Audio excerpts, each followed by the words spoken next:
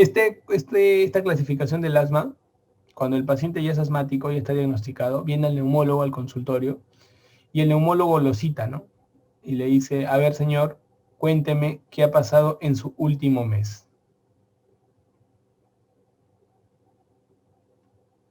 Entonces, todo lo que él hable, tratemos de basarnos en el último mes. Ya. Las preguntas de examen vienen mucho en clasificación de la gravedad porque acá está en consulta externa. Acuérdate, acá está en consulta externa, está con un neumólogo. Y las preguntas son basadas en ello porque él va a clasificarlo. Entonces, eso es importante. Entonces, doctor, y comienzan las preguntas. Uno de los cuadros importantes para la clasificación es la clínica, ¿no? La clínica de los pacientes asmáticos, ¿cómo se va a presentar? ¿No? Que haga que el neumólogo comience su sistema de clasificación. O sea, ¿qué cosa encontramos en el aspecto clínico? Básicamente 3 cosas. La tos es una tos seca, es una tos persistente y es una tos que va más a las noches. ¿Ya? Es uno. Número 2. Sibilancias y disneas. Entonces tiene que haber esos componentes para que un neumólogo al menos pierda su tiempo buscando diagnosticarte. ¿Sí? El neumólogo no se hace paltas en la práctica. Dice, ¿saben qué, muchachos? Anda, hazle su FEBI a este maldito para ver cuál es su nivel. No se hace paltas, hermano. No se hace paltas. Nada que te está preguntando las crisis. Floro barato para pregunta examen. El de frente te manda a hacer tu espirometría, a hacer tu FEBI. Dices, no, este es un asma intermitente, el FEBI sale mayor o igual al 80%. Es un persistente leve, el FEBI también sale mayor o igual al 80%. En una persistente moderada, el F1 es normalmente menor de 80%, pero mayor o igual de 60%. Y en un grave es menor de 60%. Esto es la base. Ahora, vienen las preguntas clásicas. Las preguntas clásicas se dividen en crisis diurnas, nocturnas e intercrisis. Y acá tienes que memorizarlo, ¿sí? Hay gente que memoriza, hay que hacer memotécnicas, un montón de cosas. Puedes hacerlo. Mira, el secreto está acá. En las intermitentes tenemos que tener dominio de las intercrisis, ¿ya? Cuando hagamos la fase de preguntas, yo te voy a decir, oye, a ver, intermitente, ¿qué te hace recordar? Intercrisis. ¿Y qué ocurre en las intercrisis? No hay alteraciones. ¿Qué quiere decir esto? Que el pata puede pasar 2 semanas, 3 semanas, 2 meses y no tiene nada. O sea, llega a haber meses que no tiene nada. O sea, no hay alteraciones intercrisis. ¿Ya? Lo más yuca es diferenciar una persistente leve de una moderada. Pero la moderada es la reina de la noche. O sea, cuando tú veas que un caso resalte la noche, vete a moderada. Nunca te olvides. Entonces, mayor o igual a 1 por semana en la moderada, en la noche. ¿Ya? Mayor o igual a 1 por semana en la moderada en la noche. Entonces, imagínate, pues, oye, que un pata tenga 2 noches en la semana que esté fregado, ya todo esto que dices es moderada. O sea, no es negociable. No es negociable. Más de 2, o sea, mayor o igual a 1. Mayor o igual a 1 por semana no es negociable. O sea, doctor, del último mes, al menos 2 veces, doctor, o una vez mínimo, pero todas las semanas. Achumas, eso es moderado. Esa es la pregunta del millón que todo el mundo hace. O sea, después de analizar las no alteraciones, nos pasamos ahí a razonar eso. ¿Y las diurnas? ¿Qué vamos a encontrar? En las diurnas vamos a encontrar que acá, o sea, vienes aquí ya. En las diurnas. ¿Qué encontramos en las diurnas? En las diurnas vemos que los pacientes van a tener igualmente más de 2 veces por semana. ¿Entienden, no? Mayor de 2 días por semana. Mayor de 2 días por semana. Pero menos de un día a la semana. Menos de una vez, mejor dicho, por día. Menos de una vez por día. Quiere decir que en un solo día no pueden tener mucho, ni siquiera uno. ¿Y cómo tú no entiendes eso como que en menos de un día, uno por día? No entiendo. O sea, por ejemplo, divides, te dio crisis el lunes y el martes. ¿Cuántos van? 2. Ya, divide 2 entre 7. Ah, ya entendía. Ya entendí. O sea, ya entendí. O sea, quiere decir que usted divide de acuerdo al número de días. Correcto. Y así sacas más o menos tu proyecto, tu proyección por día. O sea, en un día no puede haber más pues, de esa relación. Ah, ok. Entonces tengo que dividir cuántas crisis me dio y luego en los días. Y más o menos sacas una referencia. Entonces, normalmente estos pacientes tienen crisis más de 2 por semana. ¿Ok? Pero, y menos de 7, pues lógicamente, porque están en la semana, ¿no? Pero normalmente la gente es más de 2 por semana, en diarios, en días, y en noches menos de 1 por semana, pues, ¿no? Menos de 1 por semana. Para diferenciarlo con la crisis nocturna del moderado, ¿sí? Con esto tú diferencias crisis nocturna del moderado, pero te quedas con la diurna, ¿no? Más de 2 por semana y menos de 1 por día. ¿Correcto? En el caso de las... esto te sirve para diferenciar rápidamente, chicos. ¿Ya? O sea, en tu mente tiene que tener estos datos. O sea, el paciente moderado, me voy a las noches. ¿Sabes por qué te tienes que ir a las noches? Porque los días es diario. Así que lo vas a sacar muy rápido, pues no te va a confundir. Mejor vete la noche a la segura, sacas mayor o igual a 1 por semana, y ya con eso diferenciaste del persistente leve. Porque el grave nadie pregunta, nunca han preguntado grave. ¿Sabes por qué? Porque este es todo el día. Así que cualquiera lo marcaría. Y este son todas las noches. Entonces no es difícil, pues. Pero es más difícil hacer una diferencia entre un persistente moderado de un persistente leve. O sea, ahí es más difícil. ¿Correcto? Entonces, estos son pequeños detalles que tú tienes que aprender a diferenciar. ¿Ya? Arriba, en crisis diurnas, en un intermitente, pues definitivamente esto será menor igual, ¿no?, a 2 veces por semana, ¿correcto? Y aquí en crisis nocturnas, menor igual a 2 veces por mes. ¿Ves? ¿Te das cuenta? Facilito, ¿no? O sea, yo trato de relacionar, por eso me acuerdo, relaciono, juego. Pero mi base, para que yo me acuerde de todo, es esto. Yo al toque me acuerdo así, mayor o igual a 1 por semana, y comienzo a jugar a partir de ahí. Enfrento nocturna, ¿sí? Con el nocturno del leve y ya la gané. Ya estoy con 2 cuadros. Y luego, por descarte, voy bajando, ¿no? Este sería mayor a 2 por semana, y luego menor a 1 por día, y luego arriba ya me sale por descarte, y va jugando. Pero si tú te memorices así el cuadro, digamos, como fotografía nomás mental, te puede fallar la memoria, ¿no? Yo al menos lo he aprendido asociando, y esto no ha cambiado, ¿ya? Sale todos los GINAs, cada año salen, y lo único que hacen es reafirmar estos componentes. En intercrisis no hay cambios, chicos, prácticamente, ¿no? ¿Por qué? Porque acá te va a decir siempre alguna, o sea, si es un intermitente leve, normalmente acá no tiene limitación en su vida diaria, en un leve, en un moderado sí tiene limitación, ¿no? Y acá tiene una limitación extrema, pues. Entonces en un leve no tiene limitación, pero cuando le aumentas la intensidad sí, ¿no? Sí limitación cuando aumentas la intensidad, ¿no? Nada más, pero no te preguntan eso. O sea, si algún día te ven un paciente que puede estar, un paciente que corre, a pesar de que se le cierra el pecho, es un leve, pues. ¿Sí? No tiene limitación, pero sí tiene un poquito cuando aumenta la intensidad. Pero un moderado no va a correr, pues, porque está limitado. ¿Te das cuenta? O sea, tú tienes que asociar, o sea, no memorices, asociar.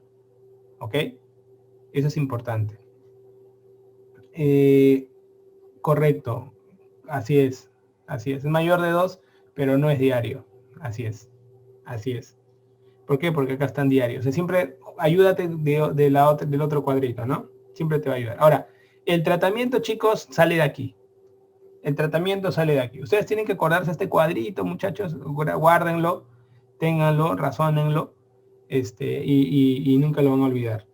El tratamiento sale de acá. ¿Cómo controlamos estos pacientes? Miren, Ahora, según las nuevas revisiones que se han hecho en China, se da tratamiento corticoide desde intermitente, ¿no? Desde aquí se da tratamiento a todos los pacientes, no se olviden, corticoide. Ya a todos le damos corticoide, chicos. Por ejemplo, si en el curso del año pasado, si ustedes hubieran estado, yo les decía corticoide desde persistente leve, ¿no? En cambio, ahora ya les digo intermitente. Se dan cuenta los cambios, ¿no? Todo el tiempo van a estar los beta 2. Todo el tiempo están los beta 2. Todo el tiempo. Beta 2 agonistas, todo el tiempo. Otro. Los beta 2 de acción larga tienen mayor potencia desde persistente moderado. Para acá. ¿Sí? Beta 2 de acción larga. ¿Ya? Y, por ejemplo, en los niveles severos, acá en los niveles severos, persistente, vamos a poner otro color para que lo tengan. Se han dado cuenta que así tienen que estudiar ustedes, con colores y asociando. Y en los componentes severos, acá pongo severos, por ejemplo, ustedes pueden utilizar dosis de corticoides por vía oral. Ciclos cortos, nunca se olviden, ciclos cortos. Podrían meter el omalizumab. ¿Sí? Y cuando ya están controlando al paciente y quieren desescalar, van a aparecer los antileucotrienos, tipo Montelukast. ¿Para qué sirven esos? Básicamente para ayudarnos a desescalar. O sea, no se olviden de eso. Cuando uno utiliza otros fármacos, es para ayudar a disminuir la dosis de corticoides. ¿Ya? Ayudar a disminuir la dosis de corticoides. Eso, por favor, no se olviden. ¿Ya? No se olviden. Fármacos que van a ayudar a disminuir corticoides, los antileucotrienos. ¿Ya? Antileucotrienos. Siempre están ahí metidos. Entonces, eso va a ayudar a controlar de una u otra manera. Perfecto. Eso va a trabajar bastante. En tratamiento severo, le das todo, ¿no? Mira, está recibiendo corticoide inhalado, beta 2 de acción larga, su beta 2 agonista sí, y aparte le agregas corticoides de vía oral de acción ciclos cortos y, por ejemplo, fármacos aprobados como el omalizumab que trabajan sobre la inmunoglobulina E. Eso sería para los cuadros severos, ¿sí? Para los cuadros severos. Muy bien, pero acuérdate, todo este manejo que te estoy dando, así tienes que aprendértelo, así es facilito. Con esto vas a entender cualquier guía, vas a poder entender el tratamiento de cualquier neumólogo. ¿Por qué? Porque el secreto está, ejemplo, miren ese secretazo, en que los corticoides, cuando yo quiero utilizarlos, puedo utilizar corticoides, por ejemplo, a menos dosis acá, y las dosis van subiendo, mira. Va poniéndose más grave el paciente, y la dosis de corticoide va aumentando más. O sea, va aumentando mucho. ¿Sí? Por eso es que aparecieron fármacos. Cuando tú veas que inventan algo en el asma, para control del asma, vas a ver que es algo de la vía fisiopatológica. ¿Para qué? Para disminuir la dosis de corticoide y poder seguir controlando al paciente. ¿Sí? Entonces ya sabes que el corticoide es la base de todo. O sea, es la base del asma. En cambio, en el EPOC no. ¿Te acuerdas, no? El corticoide lo usamos en estados severos. En estados iniciales, en el asma, es corticoide. El beta 2 agonista trabaja sobre la obstrucción y la hiperactividad bronquial. El corticoide trabaja sobre todo, ya lo has visto, ¿no? Porque es fármaco de obstrucciones y es fármaco antiinflamatorio. Pero te das cuenta que cada lámina que te pongo tiene un razonamiento lógico, ¿no? O sea, viene por algo. Y los beta 2 de acción larga tienen un efecto broncodilatador, ¿ok? Pero también tiene un efecto antiinflamatorio. Es interesante este efecto de los beta 2 de acción larga. Como la acción larga se comporta mucho como antiinflamatorio. Apoya, son sinérgicos de los corticoides. Por eso que es muy potente a partir de la moderada. El sulfato de magnesio lo usamos en estados agudos severos. Ahorita te voy a hablar del estado de crisis. Porque ahorita estamos hablando de ¿qué? Del paciente que está ¿en dónde? En consultorio externo. Pero ¿qué pasa con el paciente que viene con una crisis? O sea, el paciente llega con una crisis de asma a la emergencia. Acá tienen que aprender ustedes a diferenciar cómo es la crisis de una emergencia. Miren, el secreto, ustedes van a ser internos de medicina, bueno, son internos prácticamente, y están con pacientes que vienen con una crisis. No es necesario tener una máquina ni nada para poder estudiar estos pacientes. ¿Cuál es el bol estándar? El flujo expiratorio pico, con su flujómetro. Vienen ellos con su flujómetro. Y pues también igual, ¿no? Mayor o igual 80%, flujómetro 60-80, menor de 60, ¿sí? Y acá le hablan de menor del 33% tras tratamiento, ¿no? Tras respuesta a tratamiento. Entonces, claro. Acuérdate, mira, acá me pregunta Lisette si a todos le dan beta 2 de acción larga. Claro, mira el cuadro, mira cómo yo te lo dibujo el cuadro. Cuando yo pongo una columna que inicia, quiere decir que lo vas a dar desde el inicio hasta el final, con el nivel de gravedad. El beta 2, ¿dónde comienza? Hasta el final. El beta 2 acción larga, ¿dónde comienza? Moderado hasta el final. Corticoide vía oral, ¿dónde lo estoy poniendo? En severo hasta el final, ¿no? Omalizumab en el severo. O sea, siempre acuérdense estos dibujitos de columnas que les pongo al costado para que no lo olviden en qué momento van mezclando y la van a romper. O sea, las preguntas de asma vienen de este cuadro y vienen al costado asociativo con fármacos, nada más. Y ahí está todo, ¿ya? Ahora, miren aquí. En el caso de los pacientes, yo nada más busco, por ejemplo, yo tengo un paciente con asma. A mí me interesa tres cosas. Me interesa cómo habla, su frecuencia respiratoria, su frecuencia cardíaca. Nada más me interesa. Ni siquiera lo escucho, porque supone que ya viene con un componente crónico. Miren, facilito, ¿ah? Y así lo van a sacar todas las preguntas. Miren, leve, crisis asmática. Por ejemplo, habla, párrafos. Este habla frases, moderado. Este habla palabras. ¿Ya? O sea, que el paciente que viene hablando frases, así te ponen, ¿no? O sea, logra hablar frases. Ya tú te vas imaginando un moderado. Taquipnea, respiración, menos de 20 a 30, más de 30. Taquicardia, menos de 100 a 120, más de 120. O sea, con esto ustedes,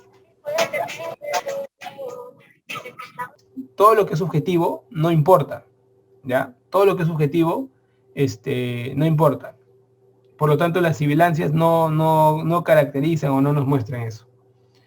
En cambio, en lo que es moderado, ¿qué es lo que tenemos que tener en cuenta? En moderado puede haber sibilancias difusas en todo el tórax, se llaman sibilancias dispersas. O sea, cuando tú veas sibilancias en la parte superior del pulmón y la parte de la base, está disperso, se llama. Ya es moderado, ¿no? En cambio, los leves pueden haber en las bases nomás. Y en los graves, generalmente, ojo, miren lo que puede haber. O sea, puede haber aumento del sonido, o sea, de las sibilancias, pero a la vez también que puede haber ausencia. Eso me da miedo. O sea, puede ser que esté en silencio todo. Ausencia. ¿Sí? Y la extrema gravedad puede haber silencio, ¿no? Total, el famoso silencio. Cuando tú ves que un pata no tiene sibilancias, no es que ya está curado, sino que puede ser que esté en el nivel antes de morir. O sea, ten cuidado con el silencio. ¿Sí? Y el CO2, ¿qué pasó? En el CO2, menos de 45, en moderado, menos de 45, en grave, más de 45, y en extrema gravedad, más de 45. ¿Ya? Entonces, eso es importante. ¿Ya? Importante. ¿No se escuchó lo que he hablado? ¿Lo que les estoy explicando? Ahí lo leo. ¿Les repito? Ya, en trabajo. Ok. Miren, cuando hay el trabajo respiratorio es cuando un paciente, tú lo ves que cuando está haciendo alguna actividad, como que le cuesta, o sea, se mueve, de repente está moviendo cosas, ¿no? Tal le falta el aire un poco. O sea, eso quiere decir que con el esfuerzo se siente que está moviendo mucho la caja torácica. Hay otros pacientes que hablando mueven mucho la caja torácica. Y hay pacientes que estando en reposo, descansados, mueven mucho la caja torácica. Entonces, a eso le llamamos nosotros trabajo respiratorio. ¿Ya? Trabajo respiratorio. Que no tiene que ver nada con el habla, porque nosotros nos importa que ustedes sepan semiología del habla, de la taquipnea, de la frecuencia respiratoria, de la frecuencia cardíaca. Eso nos importa a nosotros en la práctica, ¿no? Pero también el trabajo aporta, pues, alguna característica, ¿no? Y la sibilancia ya les dije que no nos importa nada. No me importa. Yo escucho sibilancia de un paciente y no me importa. ¿Por qué? Porque puede ser subjetivo, ¿ya? Entonces, pero sí más o menos te dicen, ¿no? En las bases es un leve, disperso de arriba y abajo es un moderado, y puede ser que esté o una bullaza o una ausencia puede ser grave. Y si le tomas un AGA al paciente, con un AGA puedes tener un acercamiento también de manejo, más o menos, con un AGA, y en el AGA te puede el CO2, pues, ¿no? Que evalúa CO2. ¿Por qué nosotros evaluamos CO2? ¿Por qué nos importa el CO2? Porque el CO2, ¿qué cosa es? Es la base de la ventilación, pues el representante más importante de la ventilación. El CO2 es el estímulo más importante respiratorio. Entonces nos va a decir cómo está yendo bien el paciente. Un paciente que está agitado y que comienza a aumentar el CO2 quiere decir que ya está fatigándose. El aumento de CO2 es fatiga, y cuando hay fatiga quiere decir que los músculos respiratorios están agotados. Y si un paciente está agotado en su músculo respiratorio, la puede fregar. O sea, tengan mucho cuidado con esta situación que se puede presentar. ¿Ya? Tengan mucho cuidado con esta situación que se puede presentar. Acá en extrema gravedad, cosas que, por ejemplo, una persona tiene que recordar. Uno, en extrema gravedad, ¿qué cosa es? Es el silencio. Otro, la bradicardia. Otro, el pulso paradójico. Cuando tú veas eso, está fregada la cosa. Está fregada la cosa, muchachos. Está fregada la cosa. ¿Ya? Entonces, cuando tú ves un paciente con pulso paradójico, con bradicardia, dile, madre. Si normalmente es taquicardia, imagínate que haga bradicardia. Entonces, ahí ya comienzan los grandes problemas. Entonces, como este pata está en la emergencia, ¿cómo voy a tratarlo? Entonces, puede ser que sea un leve. ¿Sí? De repente, si es un leve, ¿qué es lo que voy a hacer yo? Doctor, le voy a dar, voy a hacer una estrategia con SABA, beta-2 agonistas de acción corta. Le voy a dar SABA, beta agonistas de acción corta, ¿sí? Por short, ¿sí? La S de short. Entonces, los SABA me van a ayudar. Le voy a dar PAF. Voy a hacerlo con PAF. Le meto sus PAF. ¿Cuántos PAF meto? Normalmente, nosotros manejamos unos 4 PAF tranquilamente. O sea, le damos beta-2 de acción corta. ¿Ya? Hacemos esto. ¿Cuánto tiempo? 30 minutos. La guía dice 1 hora. Nosotros hacemos 30 minutos. Y esto, ¿no? En 10 minutos tiene que mejorar esto. ¿Mejoró? No mejora, doctor. Entonces, algunos le dicen, no, espérate 20, ¿no? Pero más chibolos al toque nomás porque se desesperan los papás, ¿no? 10 minutos, ¿mejora o no mejora? No mejora, ya, dale 4 más. Hoy, ¿mejora o no mejora? Doctor, no mejora aún. 10 minutos más. Ya, espéralo. ¿Mejora o no mejora? No, maestro, no está mejorando, ¿ah? Entonces, date cuenta que está sucediendo. Está pasando y tú estás evaluando. Si en 30 minutos no está mejorando, no te das palta, hermano. No te das palta. De frente, vete para acá. Manejo moderado grave. La gran mayoría, o sea, el chibolo, ponte un 70%, responde. Un 30% no responde. Y lo tratas como moderado grave al chibolo. Sus 4 PAUs cada 10 minutos, ¿cuánto va? Doctor, lleva media hora. Lo aguantamos 1 hora todavía antes de darle más cosas. Ya aguántalo, ya es decisión del médico. Porque la guía te dice 1 hora. pero la mayoría, como quiere rápido tranquilizar a los padres porque se vuelven locos que su hijo no respira, ya. Ahora la pregunta, ¿le das nebulización o lo haces con aerocámara? No hay diferencia. O sea, aerocámara no tiene diferencia con nebulización. ¿Cuándo usamos la nebulización? Cuando el paciente le tiene disminución de oxígeno asociado. Se puede beneficiar. ¿Sí? Y en el moderado grave, ¿cómo es el manejo del cuadro de la crisis de un cuadro asmático de ese tipo? Acuérdate. Boca, ventila, para que te acuerdes. ¿Y cómo es eso? Mira. Los beta 2 agonistas de acción corta van a continuar, eso no cambia, le sigues dando igual, ¿sí? Le sigues dando igual, pero le vas a agregar más o menos anticolinérgicos de acción corta, ¿sí? Tipo bromuro dipatropio. Estos que buscan que el paciente haga tosa, o sea, el toser. Y normalmente damos cada 20 minutos un par de PAF, cada 20 minutos. Con eso el paciente tose y esa tosida hace jalar más oxígeno, ¿sí? Le damos oxígeno si la saturación cayera menos de 90%. En pacientes asmáticos se aplica esto. ¿Ya? ¿Ok? El objetivo es que pase más de 92%. Es el objetivo. ¿Ya? Más de 92%. O sea, acá lo ponemos, ¿no? El objetivo es que pase más del 92% y que sature más del 95% en el ambiente. O sea, sin apoyo de oxígeno. O sea, apenas el paciente le quitas el oxígeno, todo, está más de 95, ya tranquilo. Ese es un ideal, ¿no? Pero el primer objetivo es que cuando le metas oxígeno, sube de 92. Y con los 2 litros que le metes está más de 92, déjalo con 2 litros. ¿Ya? Corticoides. Endovenoso versus oral. Tienen igual efecto. ¿Ok? En la altura, es complicado, Melanie, en la altura, poder decirte cuál es lo mejor, ¿no? Pero lo ideal es que siempre en cualquier lugar sea más de 88.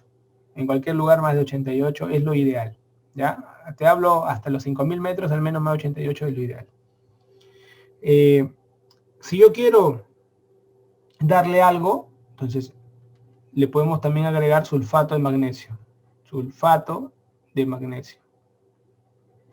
El sulfato de magnesio también, ¿sí? Normalmente dan 2 gramos en 20 minutos. ¿Ya? 2 gramos, bueno acá, 2 gramos en 20 minutos. Hay que tener mucho cuidado. Tiene un efecto broncodilatador. ¿Por qué tiene un efecto broncodilatador el sulfato de magnesio? Broncodilatador. A ver, lo que han llevado obstetricia. ¿Por qué tiene un efecto broncodilatador? Porque bloquea la entrada de calcio al músculo liso.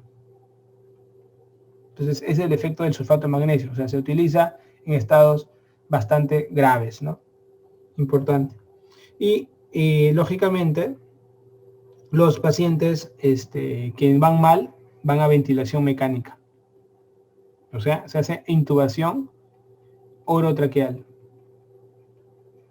Doctor, una pregunta. Si el paciente, o sea, quiere decir que el paciente no necesitaría acá antileucotrienos, ¿no?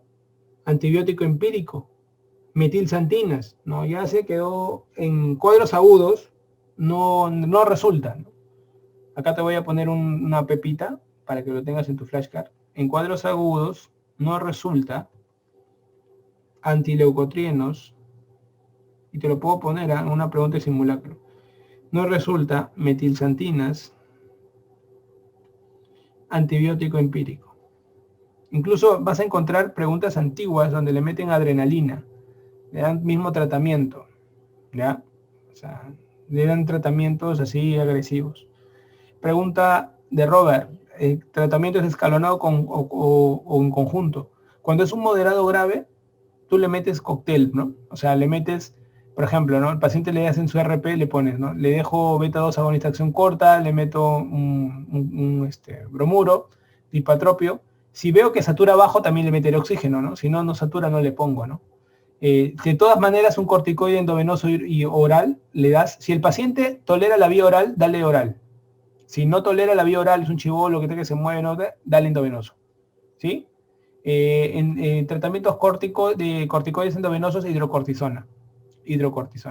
¿Ya? Tratamiento corticoide, hidrocortisona. Importante, los pacientes con EPOC pueden tener cuadros de asma sobreagregado, también, pero es un poquito más complicado, ¿no? Y cuando el paciente ya no resulta con el manejo de aquí, hasta aquí, pues ya pensar en sulfato. Cuando uno piensa en sulfato de magnesio es porque está pensando en ventilación mecánica ya. ¿Y cuando pensamos en esto? Cuando el paciente va reteniendo mucho CO2. O sea, el CO2 comienza a aumentar de manera progresiva. Entonces tú vas pidiendo a UCI, interconsulta, y le dices, ¿sabes qué? Paciente voy a meterlo a, ¿cómo se llama? Probablemente a UCI, porque lo voy a tener que intubar. Y la pregunta es, oye, ¿pero por qué? Porque está reteniendo CO2. Es la primera indicación para llamar a UCI, es el aumento de retención de CO2. Nunca se olviden. ¿Ya? Nunca se olviden. CO2 es sinónimo de fatiga muscular. Sinónimo de fatiga muscular. O sea, si yo veo eso, yo de frente, no, este va a ir mal. Este va a ir mal. ¿Cuándo se pide un AGA en el asma? ¿Cuándo se pide un AGA en el asma? Cuando la saturación del paciente sea menor de 94%.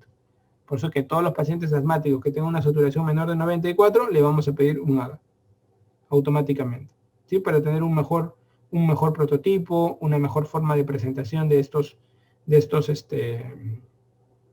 pacientes. ¿Ok, chicos? Entonces, miren estos detalles que estamos hablando, que estamos comentando, que terminan siendo los manejos fundamentales del tema, ¿ya? Cuando no resulta en crisis, en estados graves, Fiorella, te mandas con casos más mayores, ¿no? Sulfato de magnesio, y ya vas pensando en la ventilación mecánica. Llamas a UCI para intubar al paciente, meterlo a ventilación, ¿sí? Porque son pacientes que van a ir muy mal. Y acuérdense que no nunca, si les preguntan un día en un paciente con crisis asmática, que esté tomando antileucotrienos, ¿no? O metilxantinas, antibióticos, esa vaina no resulta, muchachos, no resulta y pueden fregarla. Así que ahí al menos no vale la pena tenerlo en consideración para sus diagnósticos diferenciales. ¿Ok? Entonces, con todo esto, volvamos a esta pregunta, ¿no? Dice niño de 4 años, bueno, este niño, ¿qué datos claves tenemos? Que la crisis les da antes de dormir, es alérgico, tiene sibilancias y en la radiografía de tórax no muestra anomalías, ¿no? Si nosotros analizamos un poco las características, por ejemplo, ¿no? Acá te ponen fibrosis quística, ¿no? La fibrosis quística es una enfermedad que también debemos tener en consideración. Los pacientes con fibrosis quística son pacientes que normalmente presentan en la infancia también cuadros de disnea, tos y sibilancias. O sea, es un buen diagnóstico diferencial. Pero el problema es que los síntomas de respiratorio de la fibrosis quística no son episódicos, ¿sí? Y la tos generalmente suele ser productiva. Entonces acá la tos es productiva. ¿Ok? Aparte puede presentar otros síntomas, ¿no? Por ejemplo, intestinales, ¿no? En los síntomas gastrointestinales, acá ustedes pueden tener el famoso ilio meconial, ¿no? Ilio meconial, ¿no? Retraso en el crecimiento, sinusitis, exacto, también, ¿no? El famoso sudor salado, ¿no? Pueden tener problemas pancreáticos, ¿no? Pancreatitis, insuficiencia pancreática. Entonces, eso no hay acá en este paciente, ¿no? Entonces, por eso que no va, ¿no? Aspiración de un cuerpo extraño. Los pacientes, ¿cómo se presentan con cuerpo extraño? De manera aguda, hay asfixia, ¿no? O sea, tiene un cuadro de asfixia. Eso se ve en cuadro agudo, de golpe, donde va a haber tos, donde va a haber disnea, ¿no? De manera característica. Aparte de ello, estos pacientes pueden tener sibilancias que pueden ser localizadas, ¿no? Cuando se meten a un pulmón, pueden ser sibilancias localizadas, ¿no? Acá no va con el cuadro, ¿no? Las sibilancias localizadas, exacto, muy bien. El estriol laringio es más cuando, imagínate que fuera una cosa gigante, ¿no? Pero normalmente un cuerpo extraño nunca se queda en laringe. Siempre un cuerpo extraño se va a bronquio derecho, que es el más recto, más ancho, y como que va directo, ¿no? Y sí te puede hacer una telectasia, ¿no? Si es un paciente que tiene falla cardíaca, pues en un paciente con falla cardíaca, nosotros lo que vamos a ver es que el paciente, aparte va a tener taquicardia, taquimia, puede tener tercer ruido, ¿no? Tercer ruido, puede tener cuarto ruido, que se presenta dentro de esas situaciones, ¿no? Entonces, eso característico vamos a encontrar, o crépitos que pueda tener el paciente, son detalles, ¿no? Si el paciente tiene bronquiolitis, normalmente yo voy a encontrar un cuadro de dificultad para respirar, pero generalmente son niños de primera infancia, ¿no? O sea, 3, 4 meses. Es poco común después de los 2 años, ¿no? Aparte que no es episódica, ¿no? Es un cuadro agudo de frente, ¿no? Y normalmente tiene un condicionante previo que son fiebre, rinorrea. Entonces, generalmente eso se va a presentar, ¿no? Y luego ya comienzan los cuadros de disnea, problemas respiratorios. Entonces, pero hay condicionantes previos, ¿no? O sea, de infección condicionante, mejor dicho, si le llamamos así, sería un cuadro de infecciones condicionantes que luego van a desencadenar problemas o síntomas respiratorios, ¿no? ¿Ok? Y se ven en las infancias, a primera infancia, ¿no? O sea, acá luego lo voy a poner, primera infancia. O sea, es así, ¿no? Como tú tienes que, a diferenciarlo, ¿no? En cambio, en el asma es más característico con todo lo que hemos conversado. Te das cuenta que no le he dado bola a placa de toras, nada, pues acá es funcional el tema. Y como es funcional, tú ya lo tienes que poder, aterrizar. ¿Ok, chicos? Entonces, esto es muy importante para que ustedes enfoquen y tengan los conceptos. Y de estos conceptos nos vamos a valer cuando yo les haga las preguntas. Mira, ¿cómo es posible que en las preguntas de residentado, por ejemplo, más adelante, ustedes van a ver que todo va a caer en torno a esto? Y ustedes ahorita están preparados para responder, ¿no? Imagínense, esto preguntan, ácaros. Y te ponen ahí, ¿eh? Y la gente hay listas, pues tú te metes a Harrison y te sale pues una lista gigantesca, ¿no? O el mismo Farrera son listas gigantes, ¿no? De asma con desencadenantes, ¿no? Pero al final tú tienes que analizar que todos los desencadenantes, hay desencadenantes clásicos en la vida, ¿no? Por eso que acá en la academia ya te lo ponemos resumido como para que tú te acuerdas de esto y no falles una pregunta, que es lo que va a pasar por la mente de alguien que te vaya a preguntar algo característico de esto que usamos en la práctica, ¿no? Pero es bueno hacer esa disquisición diagnóstica. Muy bien, chicos, con esto estamos cerrando este bloque. Probablemente ya se les active su examen y espero que les vaya muy bien. Hagan un buen repaso y ya nos estaremos viendo conmigo para la fase de preguntas. Así que sigan con todo. Estaremos comenzando los famosos mini test para que puedan estar en modo pregunta todo el tiempo. Les dejo un fuerte abrazo y ya nos estaremos viendo. Hasta luego.